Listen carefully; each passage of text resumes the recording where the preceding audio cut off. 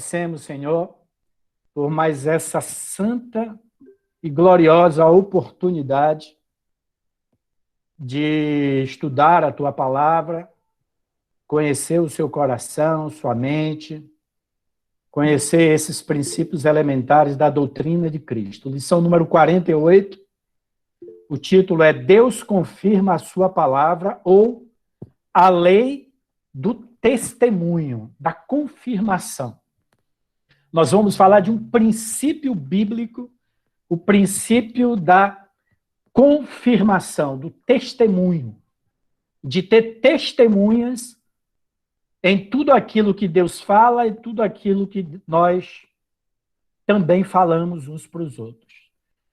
De início, eu queria lembrar o seguinte: se você pensar na Bíblia como um livro religioso, você não vai entender a Bíblia.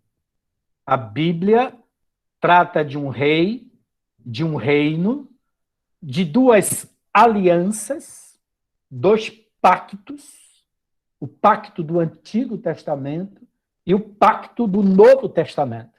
Então, toda a Bíblia fala de um reino, de uma constituição, de uma legislação e de pactos jurídicos. Agora você vai entender com mais clareza, porque tudo que Deus fala tem a assinatura de Deus e de uma testemunha, que nem um contrato. Uma aliança, um pacto, é um contrato. O pacto, uma aliança, tem que ser feita na presença de testemunhas, sejam elas anjos, sejam elas profetas ou pessoas de autoridade. Então, para que toda a palavra tenha a sua autoridade legal, precisa-se de testemunhas. Esse é o fundamento. Esqueça de religião e pense em reino, alianças, tratados e legalidade. A Bíblia é um livro cheio de legalidades. Deus fez um pacto conosco. Esse pacto tem cláusulas de direitos e de deveres. Todo pacto, ele tem direitos e deveres de ambas as partes. E isso é feito na presença de testemunhas. É isso que nós vamos ver de Gênesis a Apocalipse. Então, esse ensinamento é fundamental, inclusive deve nortear os nossos aconselhamentos, os nossos ministérios e a nossa atuação no corpo de Cristo. Nunca se esqueça desse princípio da lei do testemunho ou da confirmação. Vamos começar aqui com o livro de Hebreus, mais uma vez Hebreus, capítulo 2.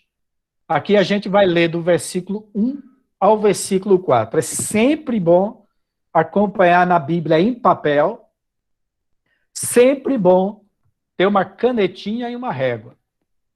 E o manual para você anotar coisas que o Espírito Santo nos ensina durante essa lição. Graças a Deus, hoje nós temos a tecnologia de estar podendo gravar e disponibilizar na internet e no meu blog. Está tudo sendo gravado, 48 lições, só faltam 2 lições. A palavra de Deus falada por anjos foi firme e confirmada. Já vamos ler o item 2, porque a gente já mata 2 coelhos numa cajadada só. A palavra de Deus proclamada pelos discípulos também foi confirmada. Então, a necessidade de confirmação. Eu vou explicar por que Deus exige, ou aplica, ou se utiliza do princípio do testemunho ou da confirmação. Então, Hebreus capítulo 2, de 1 a 4, fala assim: por esta razão importa que nos apeguemos com mais firmeza às verdades ouvidas, para que delas jamais nos desviemos. Se, pois, se tornou firme ou confirmada a palavra falada por meio de anjos, aqui ele está falando da antiga aliança. Lembra-se que quando Moisés, Deus deu a lei através de Moisés, Anjos estiveram presentes, confirmando, atestando, assinando a autoridade daquele pacto que Deus fez no Monte Sinai. Deus fez um pacto com o povo. Naquele pacto tinha bênçãos e tinha obrigações. E os mandamentos foram estabelecidos. Os mandamentos que norteiam o nosso relacionamento com Deus e que norteiam o nosso relacionamento uns com os outros. Não matar, não roubar, não adulterar, e etc. Só adorar o Senhor, seu Deus, etc. Tá legal? E toda transgressão ou desobediência recebeu justo castigo. A lei veio para punir toda transgressão e desobediência. Como escaparemos nós, se negligenciado tão grande salvação? Agora ele fala do novo pacto. Ele está dizendo, se aquele pacto de julgamento das transgressões foi confirmado com anjos, quanto mais o novo pacto feito em Cristo, no Novo Testamento. Como que nós vamos fugir de tão grande salvação? A qual, tendo sido anunciada inicialmente pelo Senhor Jesus Cristo, foi depois confirmada o Novo Testamento pelos que a ouviram, pelos apóstolos. Por isso que os apóstolos são chamados de testemunhas vivas. Os apóstolos, eles são testemunhas. Pedro e João falam muito isso nas suas epístolas.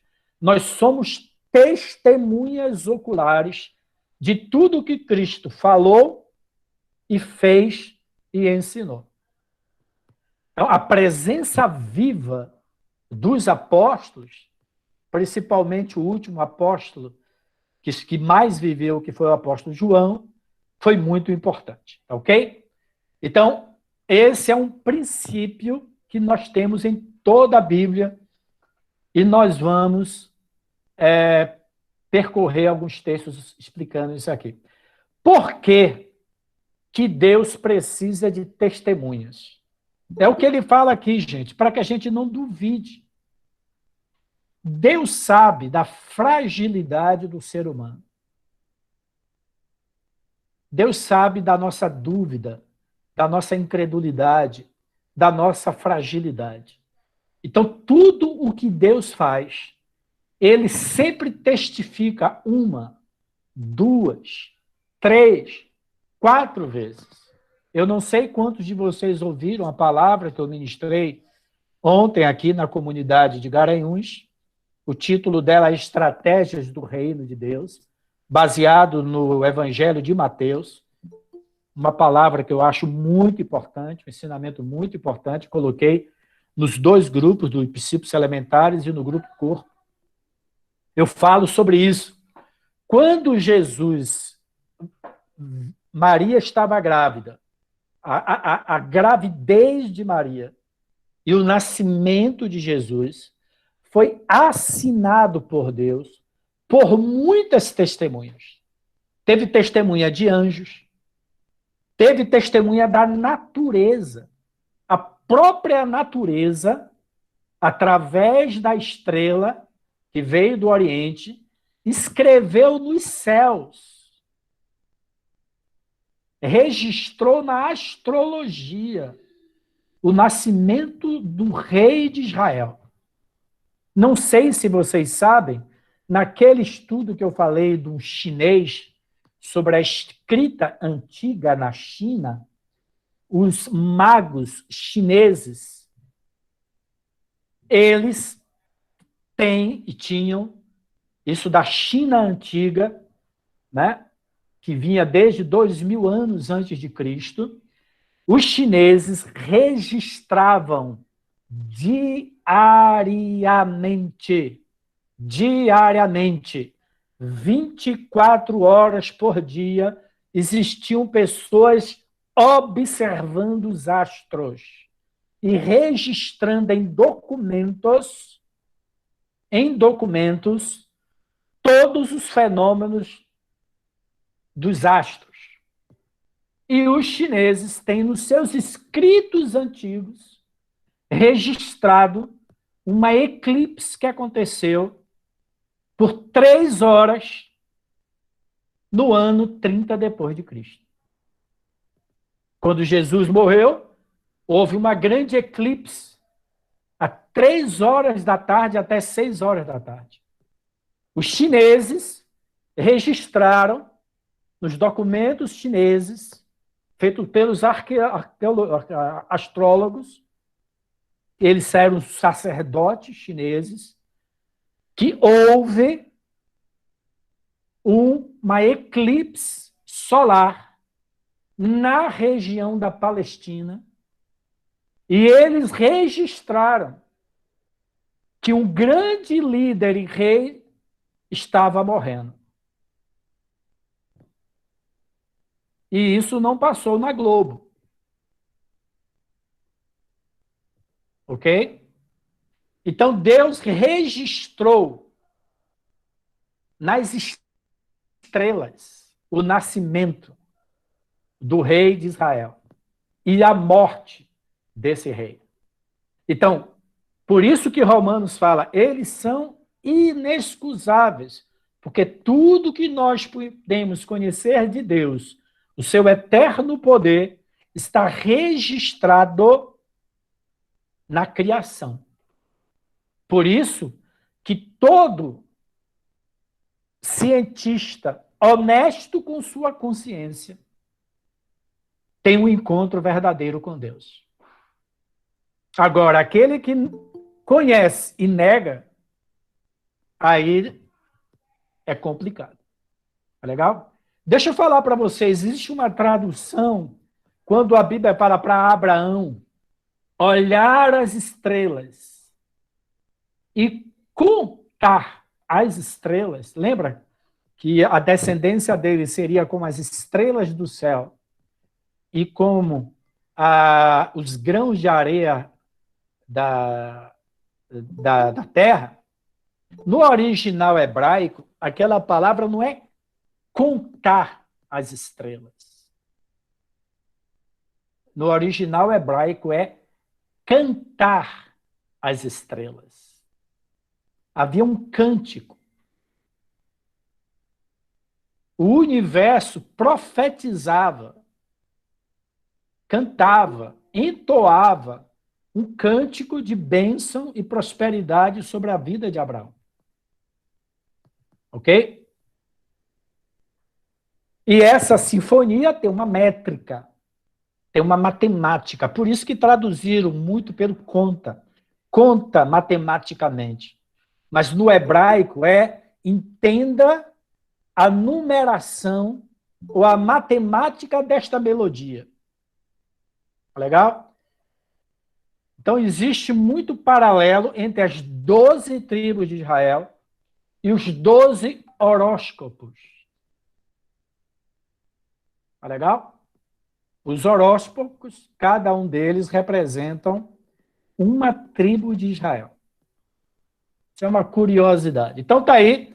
Então, quando Jesus foi concebido e quando ele nasceu, houve várias testemunhas dos pastores, dos anjos. Você vê lá, a própria ressurreição de Jesus era um fato que iria gerar muita dúvida. Por isso que teve o testemunho das mulheres, dos pastores, dos anjos assentados, um na cabeceira e um do lado da cabeça do sepulcro. Isso é interessante, gente. Por que um anjo estava do lado dos pés do sepulcro e o outro do lado da cabeça de Jesus? Por que a posição daqueles dois anjos? Tudo na Bíblia tem um significado. Aqueles dois anjos representam os dois querubins no propiciatório. Um do lado, outro do outro, e a glória no meio. Os dois anjos estavam ali presentes, mostrando a posição de Cristo como um rei glorioso, ressurreto. Então, Deus conhece a natureza humana, a natureza que questiona, que duvida, que quer provas provas. Então, as testemunho de uma, duas, três testemunhas é muito importante para que toda palavra tenha autoridade legal. Esse é o termo. Autoridade jurídica, legal, não religiosa. O elemento de espírito e a vida na palavra viva de Deus sempre resulta em sinais e milagres. Esta é a confirmação de Deus à sua palavra. Vamos ler esses textos aqui, eu quero me deter, principalmente o texto de Mateus 18. Vamos abrir a Bíblia em Números 35.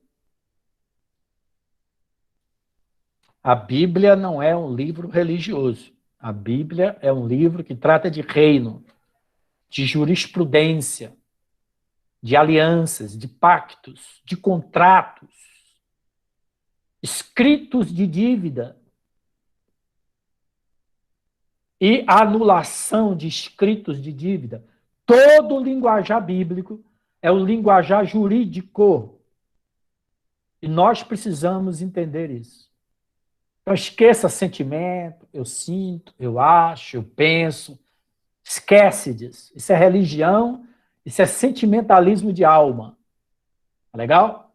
A lei do testamento no Antigo Testamento. Então, Números, capítulo 35, versículo 30, fala assim: todo aquele que matar a outro será morto conforme o depoimento das testemunhas, no plural. Mas uma só testemunha não deporá, tá vendo? Depor do tribunal contra alguém para que morra. Então tem que ter o depoimento de duas testemunhas. Tá legal? Isso é repetido em Deuteronômio 17:6 e 19:15. A lei do testamento, agora no novo pacto, no Novo Testamento. Abra sua Bíblia com calma em Mateus 18. O Evangelho de Mateus é o Evangelho do Reino. E aqui nós encontramos a orientação de como nós confrontarmos um problema de relacionamento no corpo de Cristo. Palavra do Adiel Almeida de Oliveira. Eu ouvi 2 vezes o Adiel ministrar o que, resumidamente, eu vou falar para vocês aqui agora. Como nós não temos a gravação original do Adiel, fica aqui registrado essa orientação neotestamentária de como proceder diante de uma falha, de um pecado ou de um problema de relacionamento entre irmãos do corpo de Cristo. O Adiel, eu ouvi ele ministrar esse estudo, essa mensagem, ao vivo 2 vezes. Vamos lá? Como se deve tratar um irmão culpado na igreja? Mateus 18, 15 a 22. Nunca se esqueçam desse ensinamento do irmão Adiel. Isso vai livrar presbíteros, pais, conselheiros, professores, irmãos da igreja de muita cilada.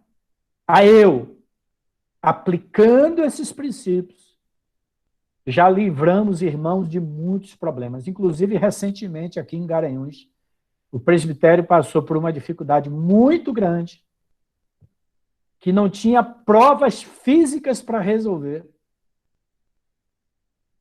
Muito pelo contrário, para incriminar o irmão, nós conseguimos livrar o irmão por causa desse princípio aqui.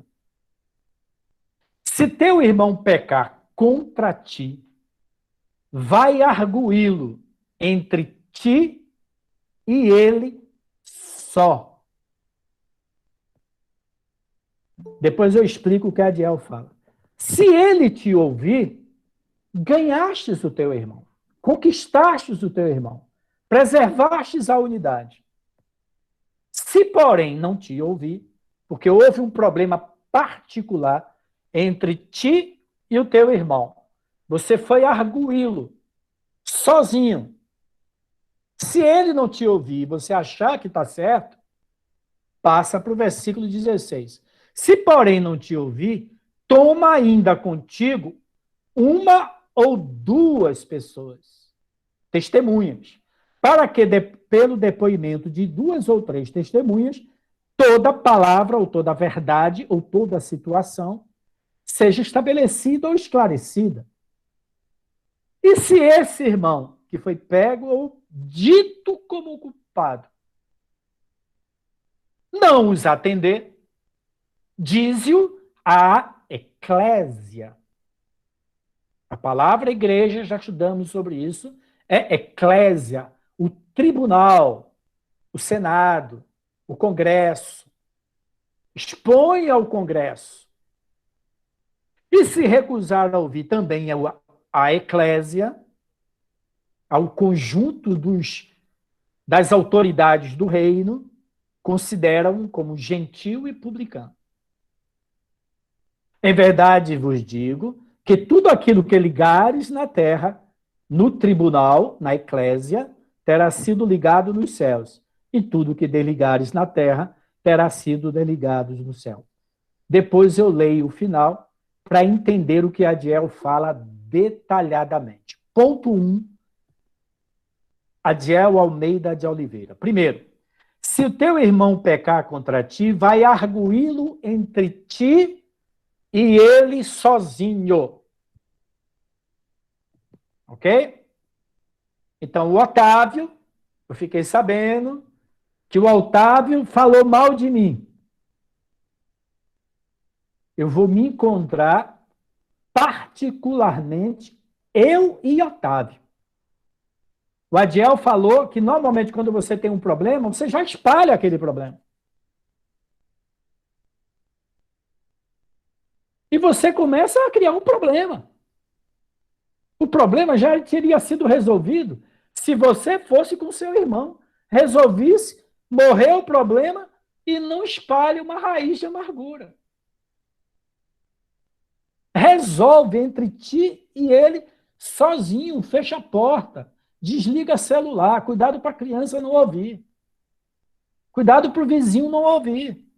Porque Satanás está doido para distorcer as coisas e matar o irmão. E criar divisão, e criar problema.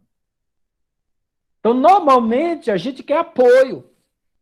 Ó, tô indo na casa do irmão, porque ele fez isso, falou de mim, o Otávio me criticou, o Otávio falou que era isso. E eu já estou passando uma má impressão do Otávio para uma outra pessoa que não tem nada a ver. Então, o Adiel lembrava, e o Adiel praticava isso. Quem conheceu o Adiel, ele não deixava o sol se pôr, chamava o cara na hora. Opa, aqui, ó. Vamos resolver o nosso problema aqui. Ok? Ponto 2, Adiel lembrava. Essa palavra simples, vai arguí-lo. Não vá acusando.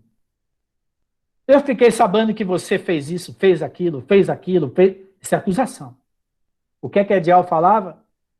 Otávio, querido irmão, por um acaso, eu ouvi falar. Será que foi isso mesmo? Arguir é perguntar, é dar o direito de resposta, é ouvir o meu irmão. Ok? Será que foi isso?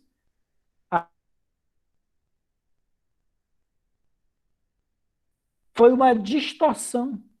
E Satanás é o chefe, é o expert em distorcer os fatos.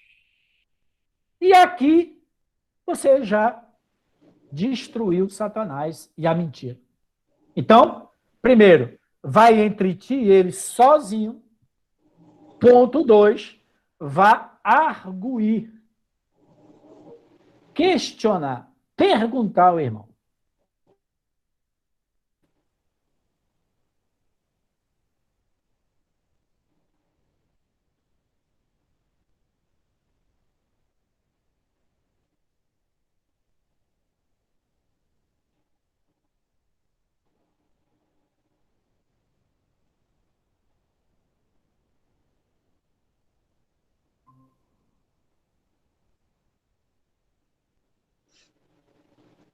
pessoal está dando um errinho aqui, a conexão caiu.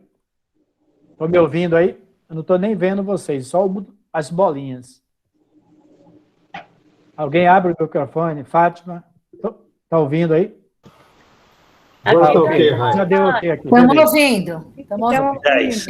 Caiu aqui a ligação. Bem, então tá vendo, ó, vá arguir entre tri e ele sozinho. Segundo, vá arguir. E terceiro, vá ganhar o teu irmão. Você não vai lá para dizer, eu vou lá, predisposto a mostrar que eu tenho razão. Não, que espírito é esse?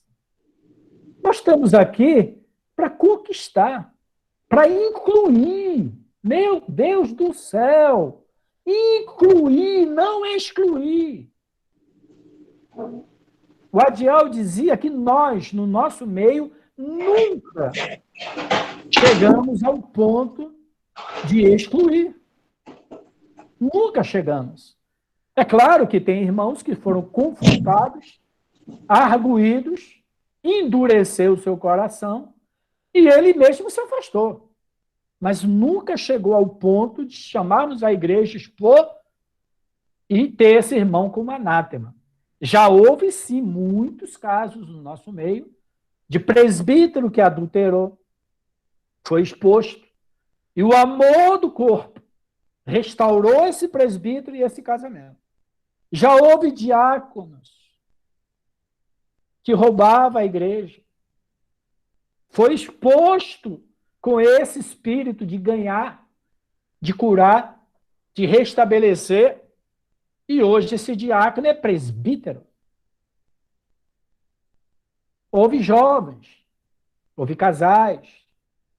Então, o espírito, a intenção, como nós confrontamos a situação, é condição sine qua non, gostou? Sine qua non para um bom resultado de uma confrontação. Nesse espírito que o Adiel falava. Bem, se não ouvir, chame 2 ou 3 testemunhas que não seja da sua patotinha. Falava o Adiel. Aí ele não me ouviu. Vou chamar a Terezinha e vou chamar a Remildes. Vou fazer a cabeça dela para ir lá 3 contra 1. Deus nos livre disso, gente. Que é isso, gente? 2 testemunhas imparciais. O mais neutra possível. Isso é uma questão jurídica. Um juiz não pode julgar o caso de um parente. Um advogado, um psicólogo, não trata o caso de uma paciente. Nós estamos falando de legislação. Esquece de igreja. Pelo amor de Deus. Esse ranço. Nós estamos falando de legalidade. Então, eu estou com um problema com meu irmão, com minha irmã, fui arguí-la, eu percebi que ela, ou ele, continuou me acusando, ou me defamando, ou... Tá? Eu chamo 1 ou 2 presbíteros. Ou chamo um presbítero, se for uma irmã, um irmão, chama uma mulher, uma diaconisa, neutra, que não seja parente, que tenha maturidade, que possa julgar você e a outra pessoa de forma neutra, imparcial, sem influências emocionais. Pronto. É uma imparcialidade. Ok? Bem, se mesmo assim a pessoa, os 3 agora, perceberem que realmente a pessoa está errada e não quer mudar, aí se apresenta à igreja. Aí a congregação expõe aquela dificuldade. Vamos orar pelo irmão, vamos crer, sempre ganhar, sempre conquistar, sempre perdoar. E a atmosfera de amor, de perdão, de graça, tem todo o ambiente necessário para que aquele irmão, Esaú, possa se arrepender. É claro que depende do coração de Esaú. A Bíblia diz que Esaú não achou um lugar de arrependimento. Não é que Deus não perdoou. Esse lugar de arrependimento é que uma pessoa repreendida muitas vezes, Cauteriza. Cauterizou a consciência, meu amigo. Aí não tem mais jeito. Aí vem repetindo a destruição, fala o livro de Provérbios. Continuando, em verdade também vos digo que se dois dentre vós sobre a terra concordarem a respeito de qualquer coisa que porventura pedirem, ser-lhe-á concedido por meu Pai. Por que ele está dizendo que a congregação pode pedir a Deus em favor desse? Observe o contexto aqui, tá, gente? Esse contexto de ligar e desligar fala também de oração. Em outro contexto. Aqui está falando no contexto da resolução de problemas. Você vai entender que a congregação pode pedir a Deus para ligar ou desligar alguma coisa. Porque onde estiverem 2 ou 3 reunidos em meu nome, diante de um problema de relacionamento ou de pecado, dentro de uma congregação, ali estou no meio deles. Para quê? Para perdoar aquele irmão. Como Jesus falou, nós te perdoamos. Lembra? Diácono estava pegando o dinheiro da igreja, foi exposto, ele chorou, pediu perdão. É claro que nós precisamos aconselhar ele, questão financeira, uma série de outras questões que o levou a essa tentação. Todo doente tem que ter um acompanhamento até que ele seja tido realmente, tido alta naquele caso, naquela situação. Nós não vamos abandonar o irmão, de forma alguma. Mas a igreja perdoou. Porque o dinheiro não é nem dos presbíteros, o dinheiro é de Deus, nós somos apenas administradores. Aí Jesus fala, então Pedro, aproximando-se, lhe perguntou, Senhor, até quantas vezes meu irmão pecará contra mim que eu lhe perdoo? Até 7 vezes, conforme falava a lei? Jesus respondeu, não te digo que até 7 vezes, mas até 70 vezes 7. Então, está vendo que essa autoridade para ligar e desligar está associada ao perdão desse irmão que estava culpado. Ok? Então, está aqui o que Adiel ministrou 2 vezes e fala sobre essa necessidade de testemunho. Tá legal? Então, fica aí registrado esse princípio, presbíteros, jovens, você individualmente, vai na casa do teu irmão, sozinho, não leva peixeira debaixo da roupa, não, tá? Vai de coração aberto para ganhar o teu irmão. O que está em jogo são vidas. O que está em jogo é o reino de Deus. É uma pessoa que Cristo morreu por ela. Então, esse cuidado legal em declarar uma sentença sobre a vida de uma pessoa requer muita responsabilidade, muito zelo, cuidado ao lidar com problemas. Tá? Espero que a gente nunca se esqueça de Mateus 18, 15 a 22. Palavra do Adiel. 2 Coríntios 13. Quem ouviu essa palavra do Adiel lá no Hebron? Bota aí a mãozinha. Eu ouvi 2 vezes. Então, aqui, 2 Coríntios 13 fala dos dons espirituais. Nesses capítulos 12, 13 e 14, muitas e muitas vezes, a Bíblia lembra do depoimento de 1 e 2 testemunhas. 13, 1. Ainda que eu fale... Epa, está errado, aqui é 2, né? Desculpa aí. Ele vai ler 1 Coríntios mais adiante. Eu errei aqui, tá? Desculpa aí. É 2 Coríntios, capítulo 13. Eu errei aqui. Esta é a 3ª vez que vou ter convosco, por boca de 2 ou 3 testemunhas, toda questão será decidida. 1 Timóteo 5,19 também é um texto que, como diz o Lino Mariano, corrobora. 1 Timóteo 5,19.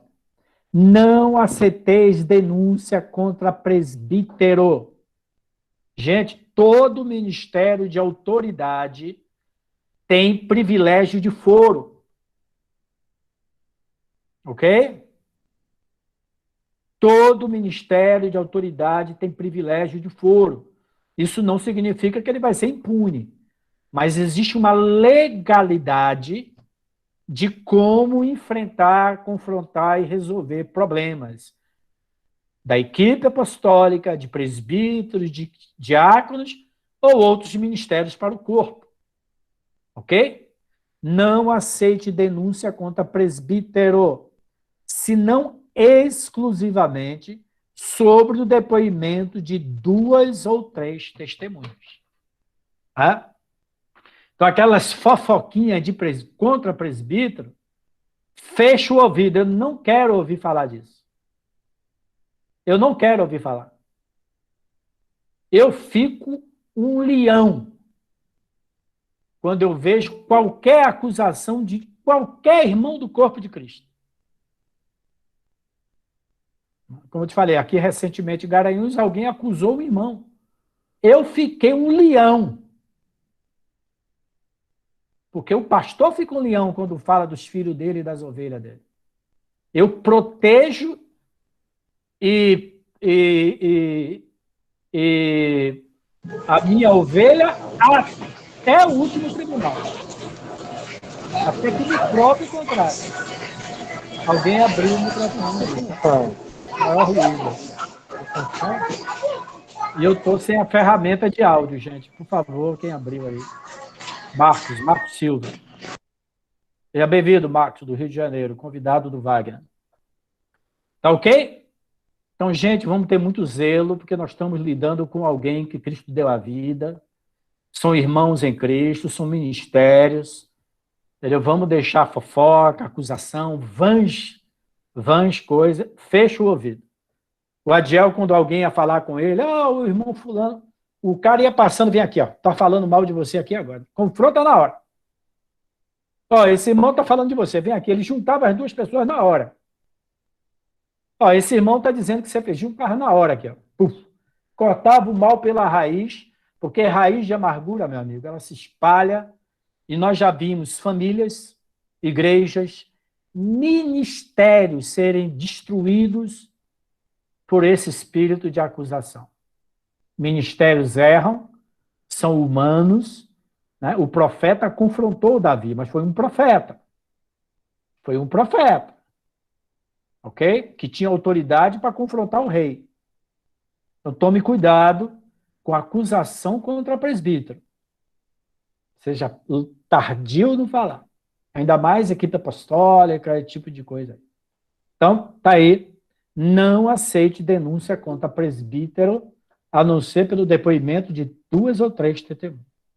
Note também que Jesus enviou os seus discípulos de 2 em 2. Por que de 2 em 2? Sempre 2 em 2. Sempre 2 em 2. Por que a gente tem 2 polegares, 2 indicador, maior de todo? Por que 2? Por que 2 ouvidos? Por que 2 olhos?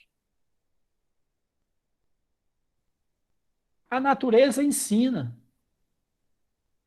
Marcos 6, 7. E os 70 foram enviados de 2 em 2. É melhor serem 2 do que 1. Ele vai dizer mais adiante, 3 testificam no céu. 3 testificam na terra. Tudo que Deus faz é dentro das 4 paredes da Constituição. Dentro da Constituição. Do reino que é a Bíblia. Item 3. Sempre Deus tem 2 ou 3 testemunhas? Aparentemente. Vamos ver rapidamente? Eu não vou ler esses versículos, só estou lendo, são os mais importantes. Por exemplo, na Arca da Aliança, havia 2 querubins testificando do sangue. Lembra que eu falei? Sobre o propiciatório, 2 querubins, um olhando de frente para o outro e cobrindo com a asa As pontas das asas protegiam, selavam tudo que era feito debaixo do propiciatório.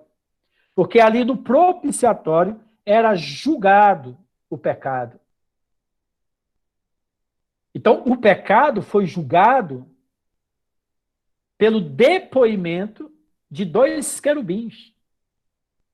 O cordeiro morreu, o sacerdote pegava o sangue, jogava sobre o propiciatório, ali tinha 2 anjos, 2 testemunhas. Uma do lado de Deus e uma do lado do pecador. Os anjos testificam e o Espírito Santo testifica que eu sou filho, que eu fui justificado. Nós temos isso como um selo, selado na nossa consciência, para Satanás não vir e dizer que tem direito legal sobre a minha vida. Não, Satanás não tem direito legal, nem sobre a minha vida, nem a vida da minha família, nem a vida de nenhum patrimônio meu. E não é uma questão de sentimento, é uma questão de legalidade. Eu não preciso sentir proteção. Eu preciso crer na legalidade, crer na lei.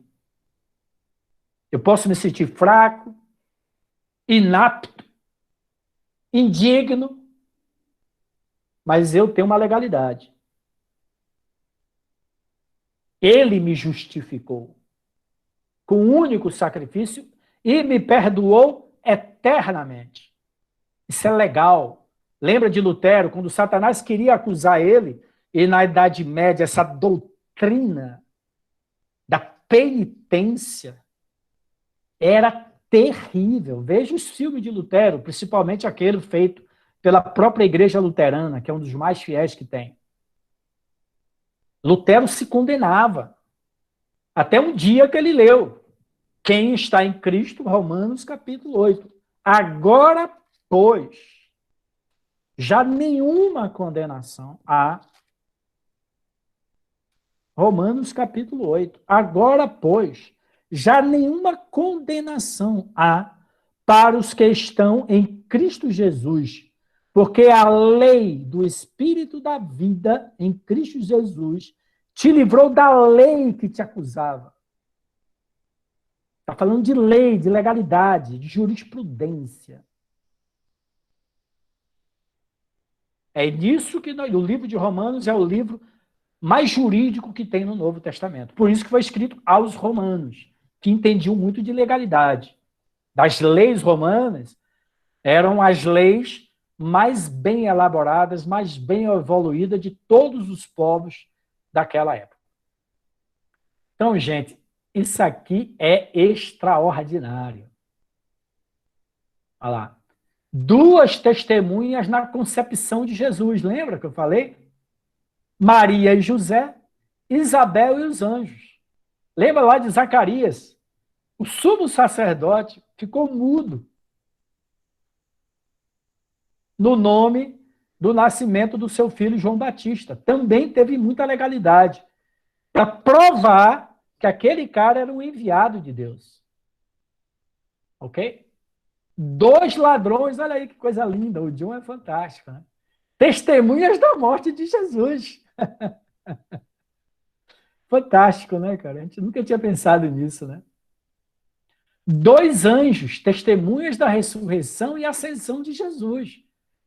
Tudo com testemunhas, assinado, retificado. Vamos ver isso aqui, Lucas, não precisa ler Lucas, não. 2 na transfiguração. Olha aqui, ó. Moisés e Elias apareceram no Monte da Transfiguração, testemunhando a glória do rei, que era maior do que a glória de Moisés e da glória dos profetas. A ele ouvi. Lembra que eu falei para vocês durante todo esse ano? Pedro queria nivelar a lei e os profetas com Jesus, a graça. Senhor, Vamos juntar você, Moisés e Elias aqui na mesma... Opa! O pai chegou e... Opa! Calma.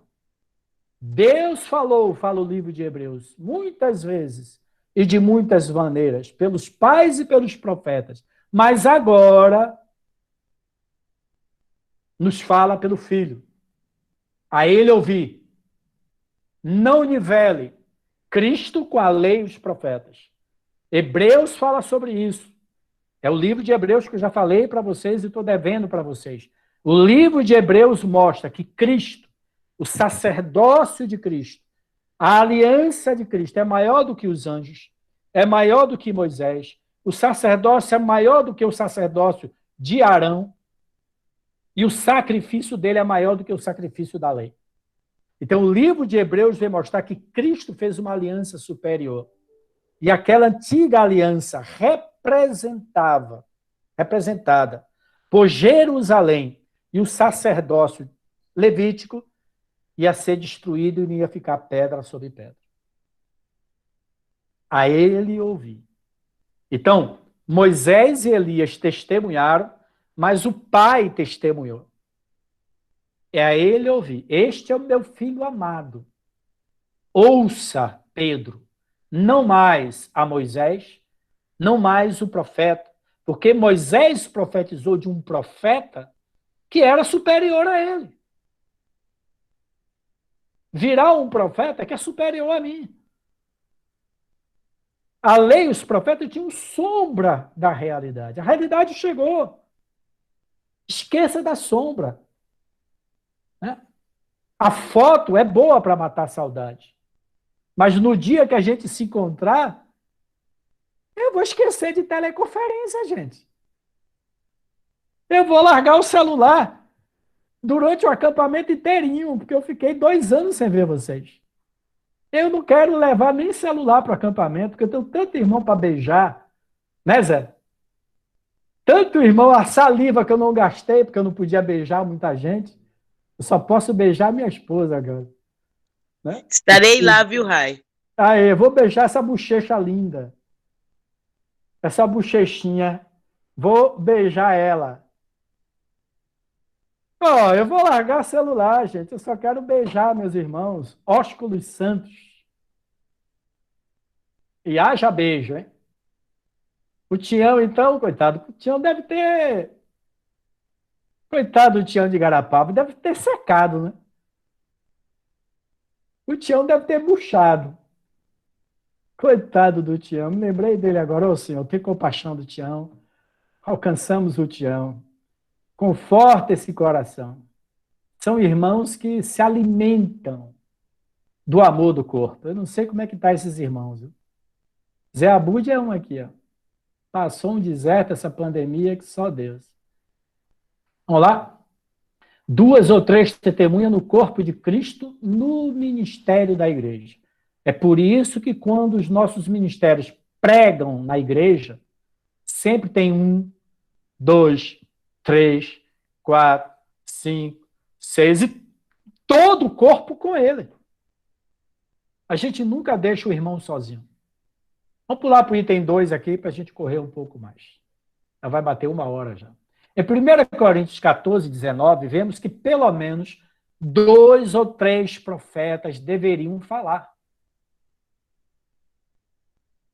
Lembra? Tratando-se de profeta, fale 2 ou 3 e os demais julguem. Aquela palavra julgar, no grego, é avalie, discernam se é de Deus ou é do homem. Nunca acredite num profeta que fala, quando Deus me fala, eu não consulto nenhum homem. Entendeu o recado? Eu já mandei muito profeta desse calar a boca. Quando Deus me fala, não tem homem que impeça de eu dar o recado de Deus.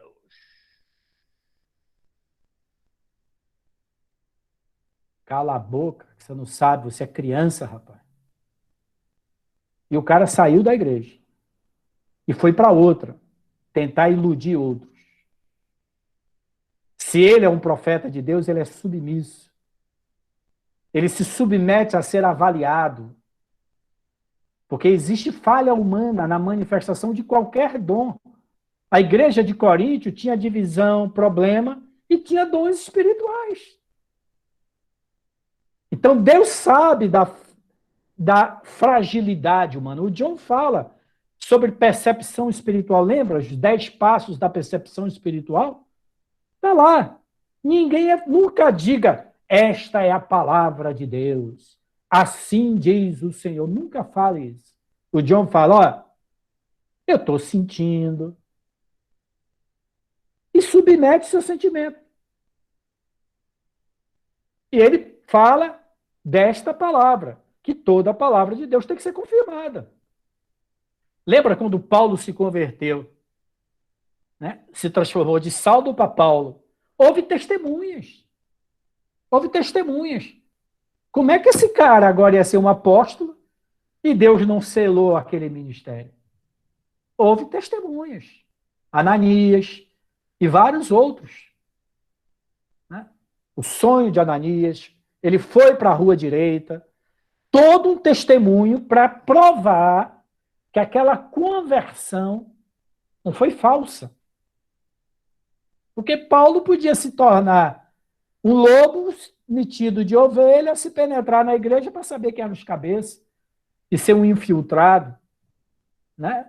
Podia ser uma estratégia de Paulo. Como é que aquele cara que estava perseguindo a igreja hoje de noite está pregando no púlpito? É brincadeira isso aí, gente? Será que a gente vai dar o púlpito para qualquer pessoa que chega na nossa igreja?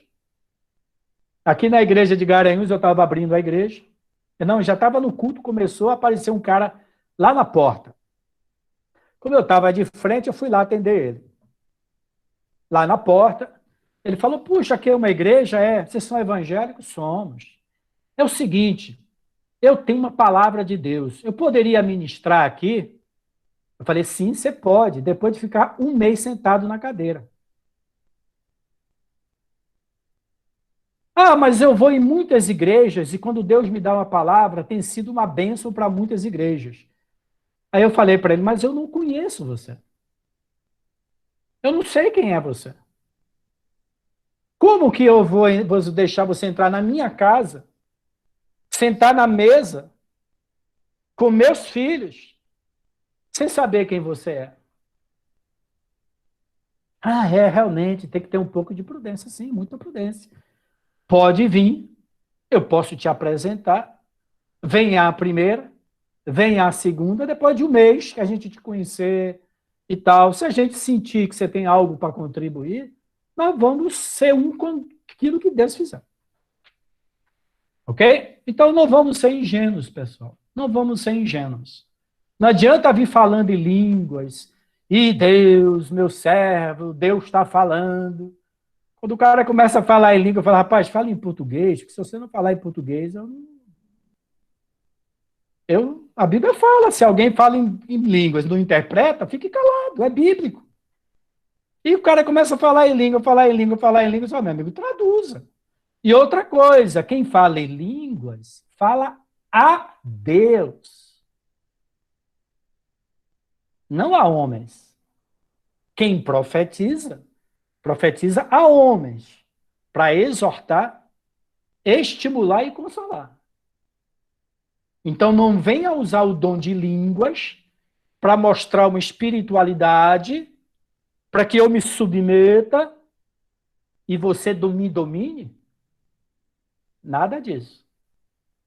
Ok? Então cuidado, que as igrejas estão cheias desses... A Bíblia chama lá em Pedro de estrela cadente. Vem a estrela! Estrela! Estrela cadente. Paulo fala para Timóteo, eles são estrelas cadentes. Faz uma luzinha de 3 segundos, chama a atenção, mas não produz nada. Não é um sol da justiça. Todos podem profetizar, 24 e 31. Mas nem todos têm o dom e ofício de profeta. Preste atenção. Todos nós devemos chegar no culto e declarar a bênção, a profecia, Mas nem todo é o ministério de profeta. Porque devem falar pelo menos 2 ou 3 profetas? Porque em todo assunto tão importante como uma revelação acerca de um indivíduo, de uma vida, de você trazer uma orientação para a vida de uma pessoa, saia desse emprego, mude de cidade, deixe de tomar o remédio. Aquele é o homem que Deus tem para a sua vida. Aquela é a mulher que Deus tem para a sua vida. Deus tem um grande ministério para você. Deus não tem grande ministério para nenhum filho dele. Ele tem um pequeno ministério. A palavra servo é pequeno. Deus tem um grande ministério para você. Como se ele fosse especial. Deus tem algo especial para mim. Olha que coisa sutil. O seu ministério vai ser limpar a cadeira. O seu ministério vai ser levar comida para as viúvas. O seu ministério vai ser um ministério de oração de madrugada. Não no primeiro lugar da igreja. Esse é o grande ministério que Deus tem, lavar os pés do seu irmão. Ou então, eu me lembro quando a Caris foi fazer intercâmbio cultural, ela foi fazer pelo Rotary Club. Eu ganhei uma bolsa no Rotary para baratear. E nós não tinha dinheiro para mandar para ela para a Dinamarca. Quando a gente esteve lá, todo mundo queria fazer intercâmbio para os Estados Unidos. Cara. Pô, fazer intercâmbio para os Estados Unidos é a benção. Ninguém queria fazer intercâmbio na África, né, em países assim. É que nem o curso de missões. Eu participei de um curso de missões. Aí o pastor experiente, lá em Viçosa, Minas Gerais, na igreja presbiteriana, primeira igreja presbiteriana, tinha o CEM, Centro de Evangelístico de Missões. Eu participei de um culto. Eu estava de férias com meu irmão, que é presbiteriano. Ele me convidou para esse retiro de missões. Aí o pastor Maduro perguntava para os missionários: Deus te chamou para fazer missões e a igreja vai bancar suas missões? Em que país? Foi na África, foi na França.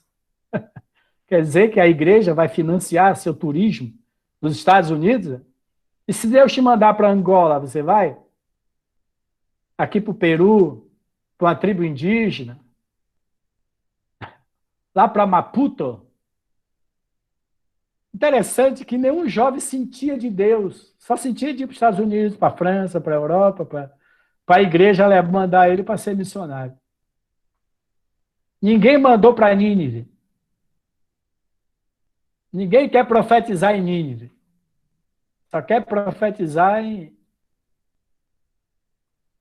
lá em Nova York.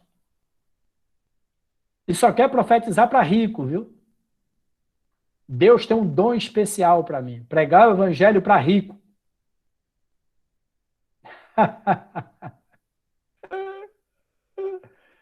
Rapaz, é tanta infantilidade nesse meio cristão que dá para chorar. Viu? Porque em todo assunto tão importante como a revelação acerca de um indivíduo, Deus dá 2 ou 3 testemunhas para estabelecer cada palavra. Eu estou vacinando vocês para lidar com o evangélico, com o crente, tá? Na OMJ, a gente vai lidar muito com essa espécie. Tá? Vou te chamar para pregar lá. E Jesus sabia lidar com esses fariseus, tá? Para encerrar, olha aqui, ó. Profetizar dons e ministérios especificamente é um ministério fundamental da equipe apostólica. O dom da palavra de sabedoria, a palavra do conhecimento, está muito ligado à equipe apostólica.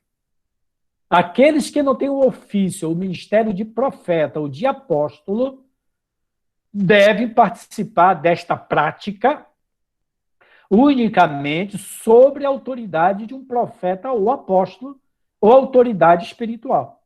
Então, é o próximo assunto que a gente vai estudar aqui. Ó. Olha como o John é esperto. A próxima lição é comunicação, impartição. Então, se você quiser ser um canal de Deus, cuidado. É aquilo que a Bíblia fala, não queira muitos de vós ser mestre, porque sabereis que irá receber maior julgamento. Né? Julgamento. O que é que significa aquela palavra mestres? Não queira muitos de vós ser mestre. Aquela palavra não está falando sobre ministério de mestre. Aquela orientação apostólica nas epístolas está falando o seguinte: muitos de vós não queira ser conselheiro, mestre, ficar dando conselho e palpite sobre a vida dos outros. Porque quando você dá palpite sobre a vida dos outros, você assume uma responsabilidade espiritual pelo que você orienta, pelo palpite que você dá. Ok? Desligou a imagem aqui, mas vai voltar. A minha internet está muito fraca, pensando cai aqui. Item 4. Se você não tem um comissionamento apropriado ou um chamado apropriado. Agora, preste atenção, ele fala o seguinte: você está ali, no acampamento, na igreja local, junto com a equipe apostólica, e Deus colocou alguma coisa no seu coração a respeito de um irmão que está sendo ministrado, tenha total liberdade, porque Deus pode usar qualquer irmão. Agora, lembre-se que essa palavra vai ser confirmada por ministérios de apóstolos e profetas, ok? Então, nós temos total liberdade de expressar aquilo que Deus colocou no nosso coração. Mas não fique magoado se um ministério contradisser aquilo que você sentiu no seu coração. Pode até que você tenha razão. E o ministério esteja errado. O tempo vai mostrar. Ele fala aqui, ó. Veja qual é o juízo de Deus sobre aqueles que tomam um ministério que não é seu. Aqui é grave, tá? Por exemplo, ó, contra o rei Saul, por ministrar como sacerdote. Tá? Contra Coré, por usurpar a autoridade de Moisés. Contra Miriam, por murmurar contra Moisés. Contra os anjos, que deixaram a sua esfera, Judas, caíram. Contra Simão, lembra aquele mago? Por ambicionar o ministério apostólico, ele queria comprar o dom. E o texto básico é esse aqui, Romanos 13, 12, 3, que fala, vamos ler esse texto aqui, para quebrar a rotina, Romanos 12, 3, nunca esqueça desse texto. Nós já lembramos que Romanos capítulo 12, versículo 1 até o versículo 21, ele traz os ministérios mais abrangentes do corpo de Cristo. Né? Ministério de oração, de presidir, né? De oração, de hospitalidade, são os ministérios mais abrangentes do corpo de Cristo. Em Coríntios 12, 13 e 14, são ministérios mais específicos. Em Romanos capítulo 12, são ministérios mais genéricos. Tá? Por exemplo, o ministério de presidir, né? O ministério de ensino e etc. Então, Romanos 12, 3, ele fala assim, ó, porque pela graça que me foi dada, digo a cada um dentre vós que não pense de si mesmo além do que convém. Antes, segundo, pense com moderação, equilíbrio, segundo a medida da fé que Deus repartiu a cada um. Tá? Então, eu tenho um ministério de pastor-mestre. Maravilha. Eu não tenho um ministério de profeta. Inclusive, gostaria de ter alguns dons que os profetas têm. Mas isso não me minimiza. Isso não me cria nenhuma restrição. Porque cada um, Deus distribui os dons conforme ele apraz. Ele é o Senhor do corpo. E cada um seja fiel no seu dom. Para a glória de Cristo. Para a edificação do corpo de Cristo. Então, cuidado para você não pensar acima ou além da área de atuação. Lembra que Paulo fala sobre isso? O mesmo Deus que operou em Pedro para o evangelho aos judeus é o mesmo Deus que operou em mim para apóstolo aos gentios.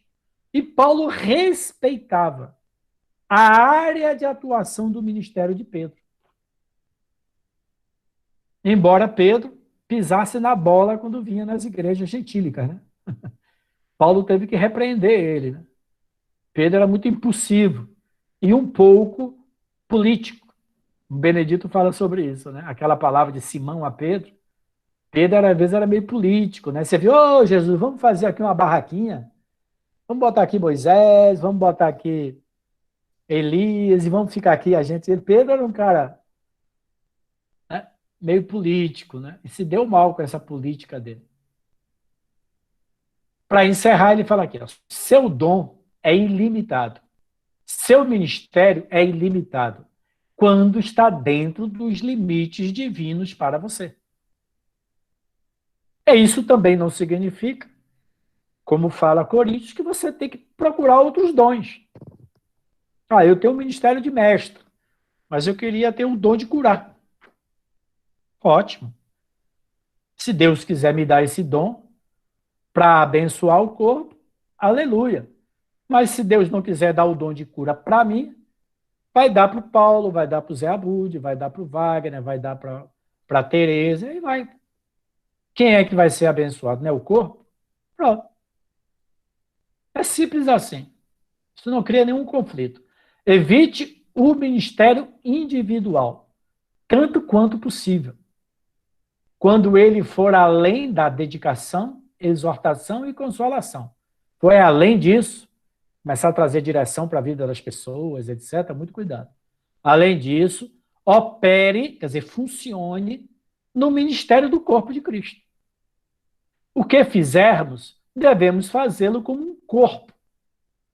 Devemos ser unidos em espírito, visão e ministério. Amém?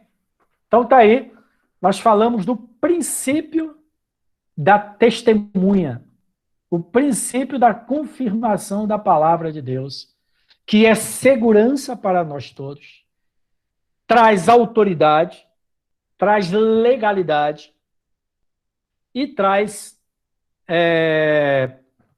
efeitos poderosos, porque o que nós ligarmos na terra em unidade com 2 ou 3, por isso que Jesus fala, quando 2 ou 3 estiverem reunidos em meu nome,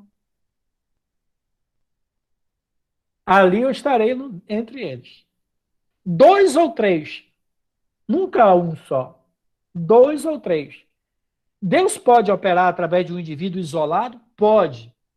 Quando ele tiver a consciência da unidade do corpo de Cristo.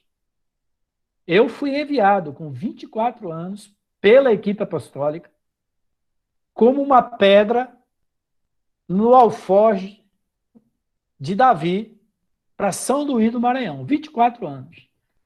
E o Adiel falou, você representa a equipe apostólica lá. Ele não disse que eu era apóstolo. Disse que eu representava, eu tinha uma carta de autoridade para ir lá, em unidade com a equipe apostólica, e o corpo no Brasil, para estabelecer o reino de Deus em São Luís do Maranhão. Então, eu me sentia uma formiga em cima do elefante. Lembra daquela piada? Vou contar para vocês. A formiga estava em cima do elefante. Aí o elefante passou a ponte e balançou a ponte. Aí a formiga falou no ouvido do elefante, rapaz, nós balançamos essa ponte, hein?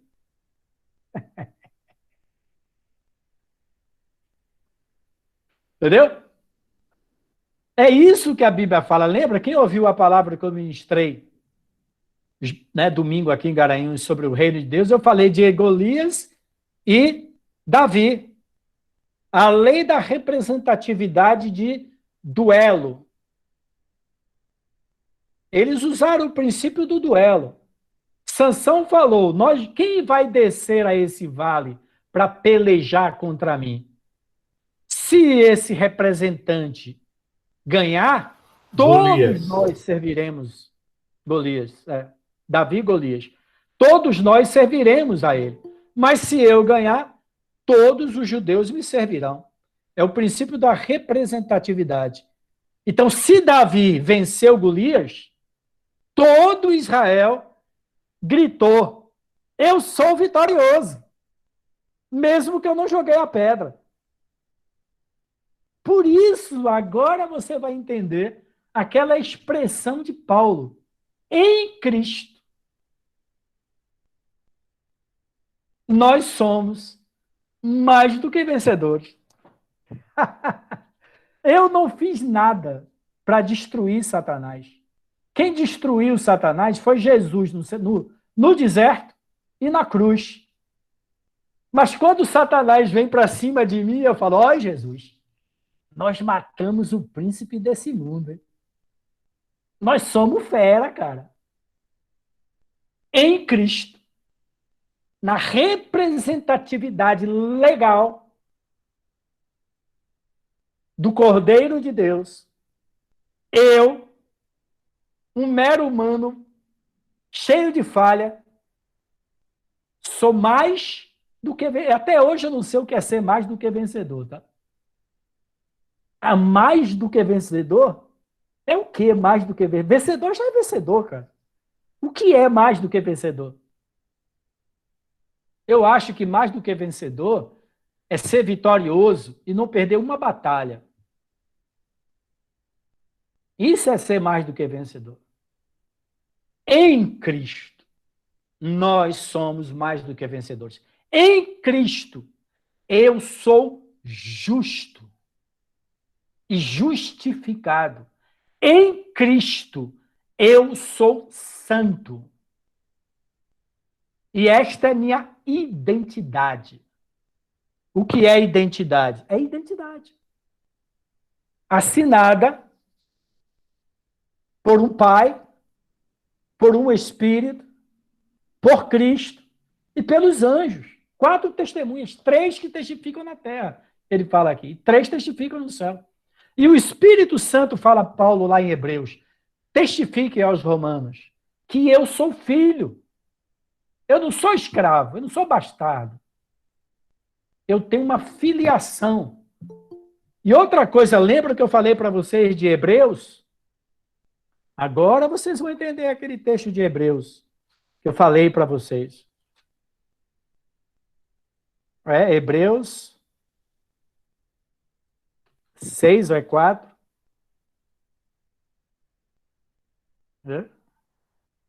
Quando ele fala do pecado, não é Romanos, desculpe. Romanos capítulo 4, olha aqui, ó. Eu falei para vocês, agora vocês vão entender isso aqui que eu estou falando. Mais uma vez, Romanos, aguenta aí que estamos acabando. Romanos, ó.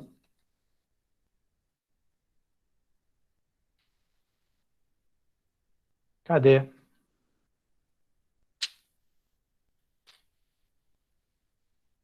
Eita, me atrapalhei tudo aqui agora. Não, é Hebreus mesmo, cara, desculpa. Ele falará que o mesmo Espírito testifica. Cadê? Poxa, perdi o texto. Ó. Quem lembra daquele texto? Fala o mesmo Espírito. Ou é Romanos, ó. Agora passou, desculpa aí. Ele fala da justificação, acho que é em Romanos, né?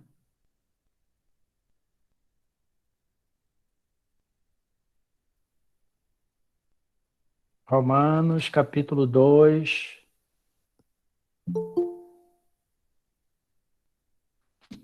Que ele fala lá, lembra que a gente estudou, e o mesmo Espírito testifica que Deus não lembraria dos nossos pecados.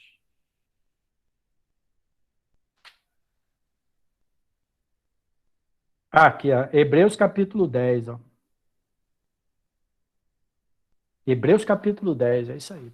Tá vendo? Quando ele fala lá do sacrifício de Cristo, Hebreus 10, versículo 15, fala: e disso também nos testemunha também o Espírito Santo. O que é que ele vem tratando aqui? Que Deus faria uma nova aliança conosco. Uma aliança que ele prometeu a Davi, de que Deus não lembraria mais os nossos pecados. Deus não lembraria mais dos nossos pecados. É isso que ele vem falando aqui. Ó. E ele fala que Cristo testifica, e no versículo 15 ele fala, e disto também nos dá testemunho. Olha que eu te falei, testemunho, é o tema de hoje. Ó. A lei do testemunho. Ele está dizendo que o Espírito Santo, agora, por causa da obra de Cristo, também não lembra mais dos nossos pecados. E disto nos dá testemunho também o Espírito Santo. Porquanto, após ter dito, esta é a aliança que farei com eles. Depois daqueles dias que Cristo vier a morrer, diz o Senhor, porei no seu coração as minhas leis e sobre a sua mente as escrevereis.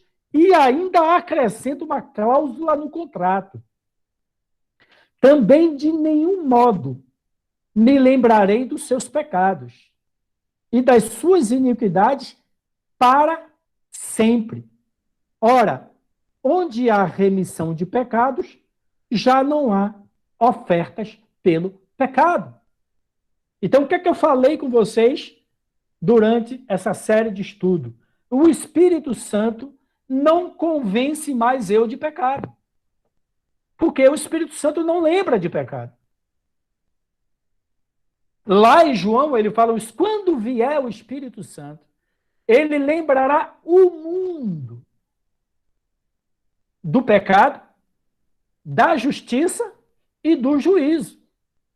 Então, jamais eu vou orar, Espírito Santo, sonde o meu coração, Salmo 51, e veja se há algum caminho mau. Não é mais uma oração no novo pacto. Não é mais uma oração no novo pacto. Porque o Espírito Santo, ele vai testificar quem eu sou, não quem eu era. Vai testificar o Cristo em mim, não a minha natureza carnal.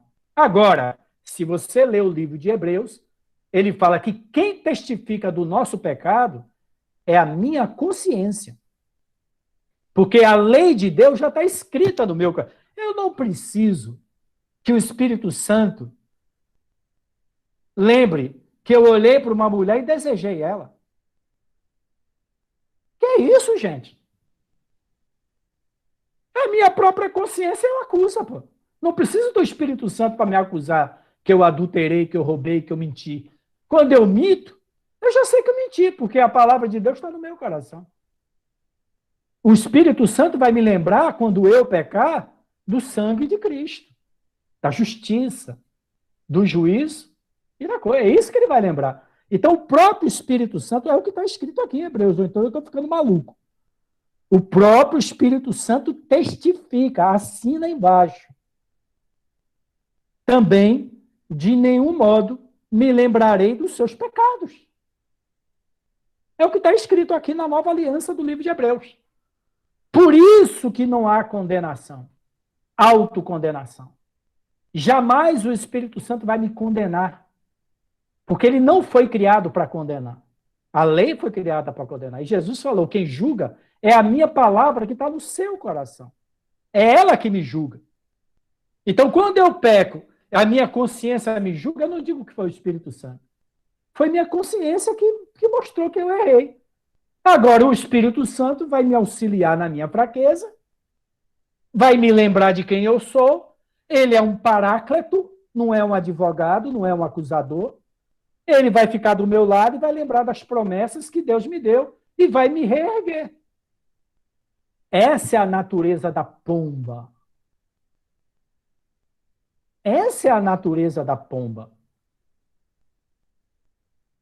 não atribua ao Espírito Santo o que não é do Espírito Santo. Ele veio para edificar, para exortar, para consolar, para testificar que Cristo te justificou, que você pode chegar diante do trono da graça com toda a confiança, tendo as mentes purificadas, e se apropriar de um perdão que já foi dado. Eu não peço a Deus, choro, papai, por favor, me perdoe. Oh, papai, será que Deus vai olhar minha aflição? O quão miserável eu sou. Isso é chantagem, gente. Isso não é lei. Isso não é lei. Ele já te perdoou. A questão é se você se apropriou do perdão.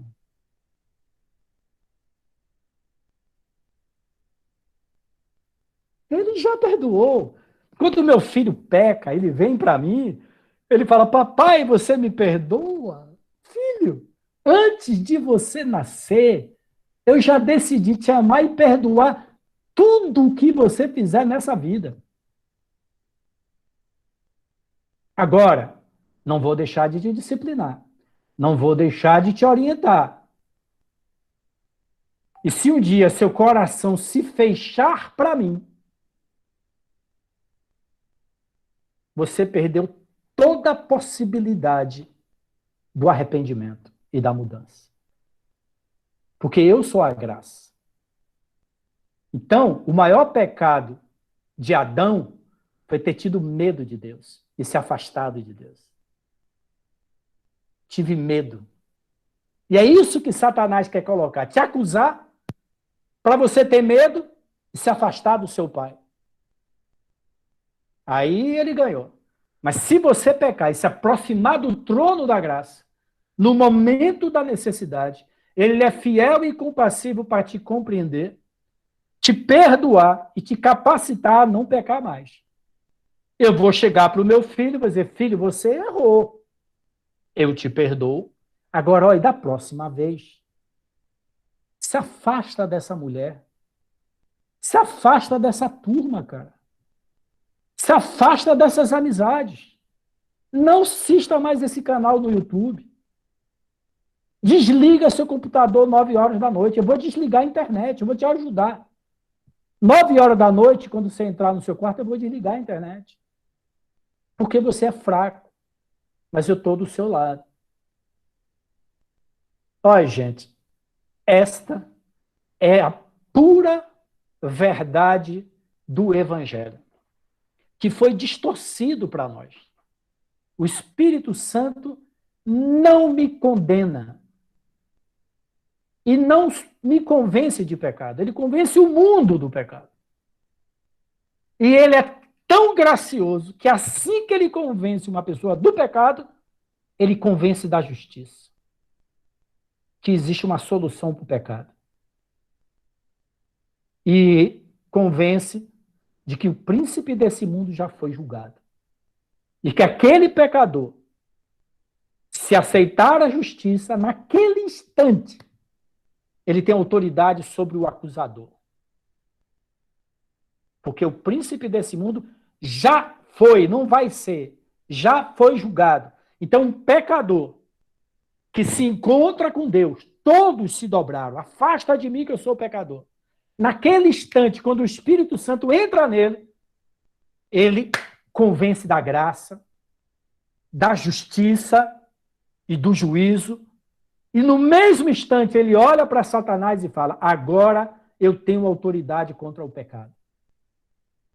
Instantaneamente. Por isso que os profetas eram feitos rapidamente, lembra?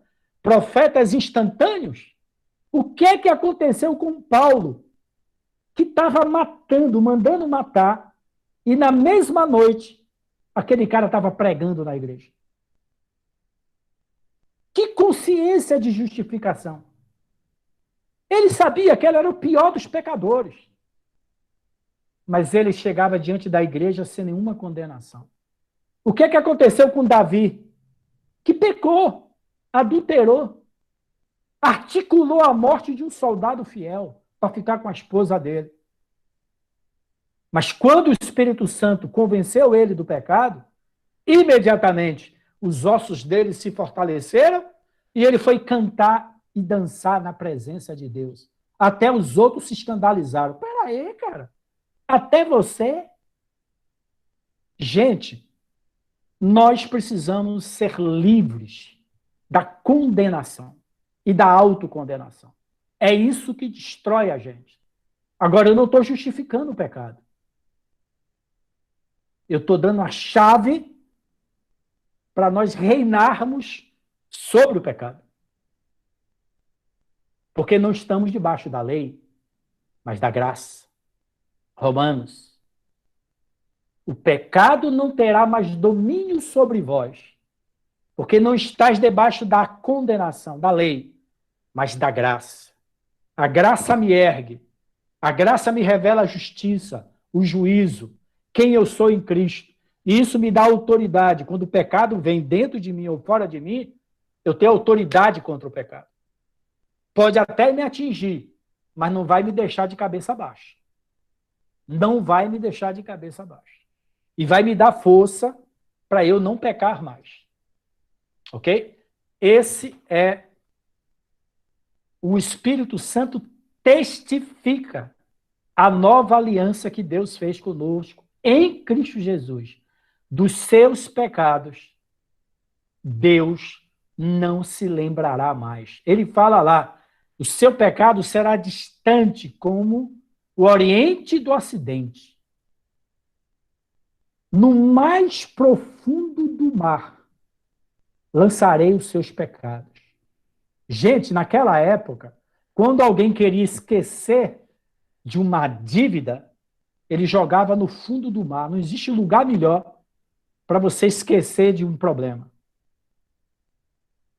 Ou o bode Azazel, que era colocado os pecados sobre o bode Azazel, e o bode Azazel era enviado para onde?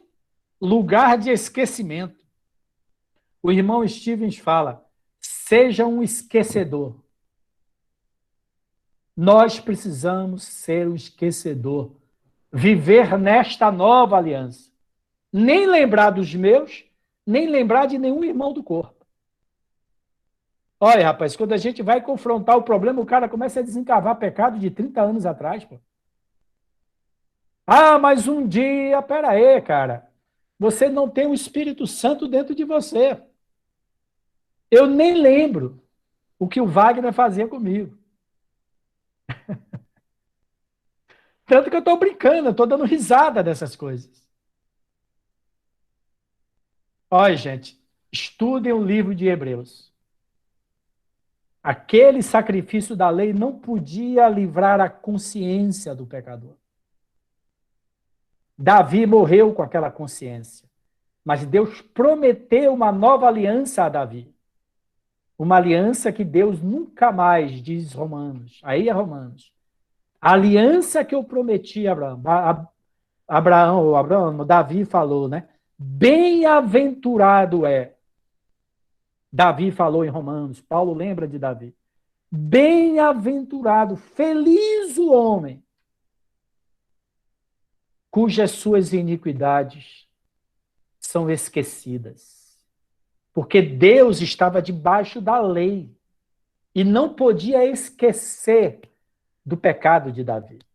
Porque debaixo da lei, Deus lembrava o pecado até a terceira e quarta geração. Debaixo da lei. Mas debaixo da graça, fala em Hebreus, eis que eu faço uma nova aliança com vocês. A antiga, eu lembrava dos pecados. Porque era a lei. A nova, debaixo do sangue de Cristo, da era da graça, dos seus pecados, eu não lembrarei mais. Deus honrou a lei. Mas Deus prometeu a Davi, Romanos capítulo 4, aí é Romanos. Mas ao que não trabalha, e é assim também que Davi declara ser bem-aventurado o homem a que Deus atribui justiça, independentemente de obras. Abre aspas para a citação de Davi no Salmo 32. Bem-aventurado aqueles cujas iniquidades são perdoadas e cujos pecados são cobertos. Bem-aventurado o homem a quem o Senhor jamais imputará pecado.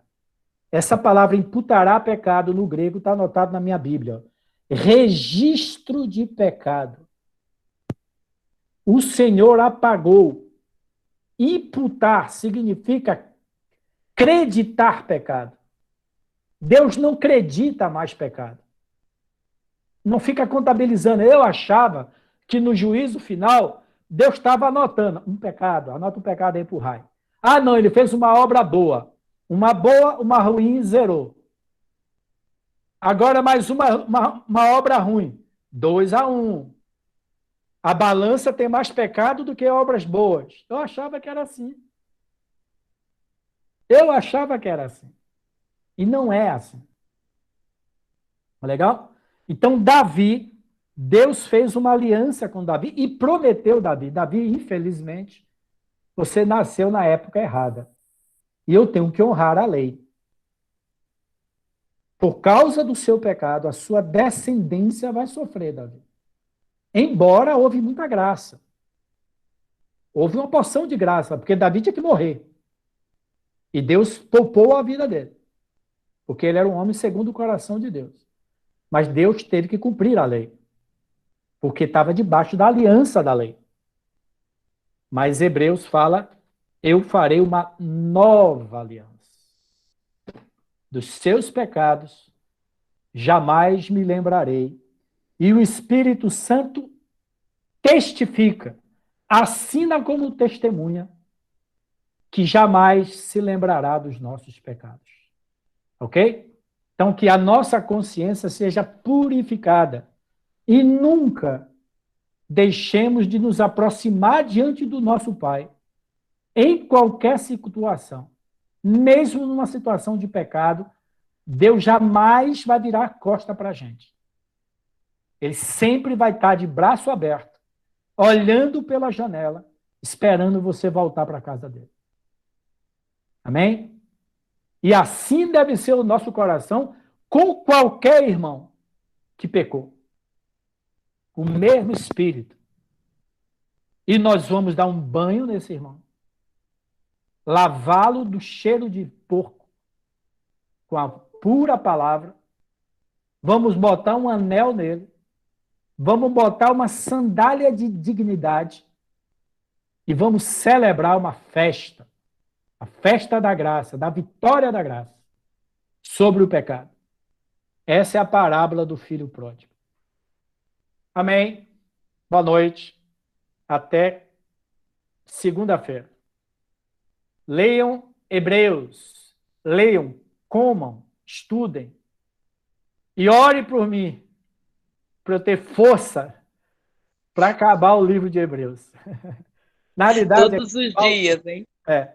É que falta a principal parte do livro de Hebreus para eu escrever. Viu, Célia? Aquela que eu te mandei